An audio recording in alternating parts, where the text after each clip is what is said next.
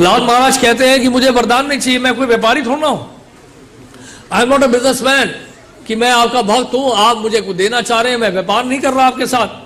प्रहलाद महाराज क्या कह रहे हैं, नान्यथा ते खिला गुरु घटेत करुणात्मनः यस्ता आशीष आशास्ते ना सब भृत्या सवै वणिक।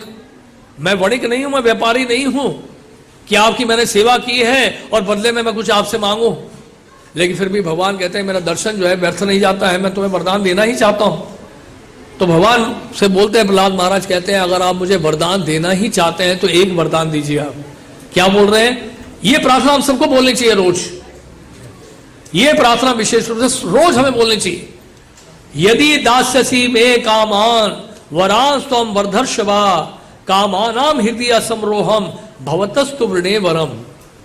क्या बोल रहे हैं प्रहलाद महाराज, हे सर्वश्रेष्ठ वरदाता स्वामी, यदि आप मुझे कोई वांछित वर देना ही चाहते हैं तो मेरी आपसे प्रार्थना है कि मेरे हृदय में किसी प्रकार की भौतिक इच्छाएं ना रहे। क्या बात बोली देखिए प्रहलाद महाराज, ऐसी प्रार्थना हम सब भक्तों को रोज करनी चाहिए भगवान के सामने। क्या बोला भगवान के सामने, हे सर्वश्रेष्ठ वरदाता स्वामी, यदि आप मुझे कोई वरदान देना ही चाहते हैं तो मेरी आपसे प्रार्थना है कि मेरे हृदय में किसी प्रकार की भौतिक इच्छाएं ना रहे। तो इस प्रकार जो है भगवान नरसिंह देव के सामने प्रहलाद महाराज प्रार्थना कर रहे हैं। प्रहलाद महाराज को भगवान नरसिंह देव कह रहे हैं कि एक मनवंतर तक मैं तुम्हें विश्व का सम्राट बनाना चाहता हूं, राज सिंहासन में बिठाना चाहते हैं प्रहलाद महाराज को भगवान नरसिंह देव। प्रहलाद महाराज की इच्छा नहीं है, लेकिन प्रहलाद महाराज को देना चाहते हैं भगवान नरसिंह देव, तो प्रहलाद महाराज स्वीकार किया।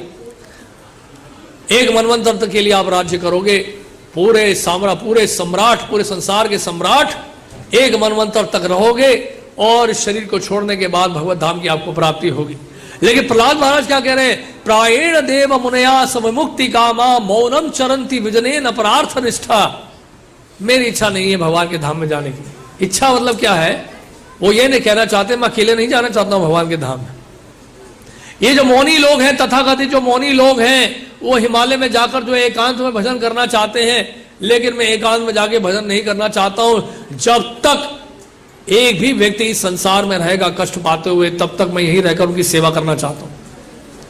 मैं इन दूरतों और मूर्खों को छोड़कर भगवान के धाम में नहीं जाना चाहता। ये दया की भावना प्रहलाद महाराज में, ये करुणा उनके अंदर है। तो मैं ये बता रहा था कि भक्तों ठाकुर कह रहे चैतन्य शिक्षा अमृत में, वो ये कह रहे हैं कि प्रहलाद महाराज को देखिए, उन्होंने प्रार्थना की भगवान नरसिंह देव से कि मेरे पिता को माफ कर दीजिए आप।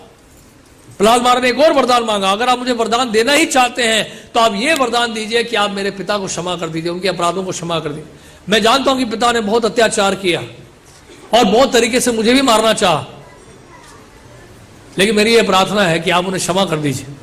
तो भगवान नरसिंह देव क्या कह रहे हैं, जिस कुल में तुम्हारे जैसा भक्त जन्म लेता है उसकी तो 21 पीढ़ियां तर जाती है, 21 पुरखे तर जाते हैं, 21 जनरेशंस आर डिलीवर्ड।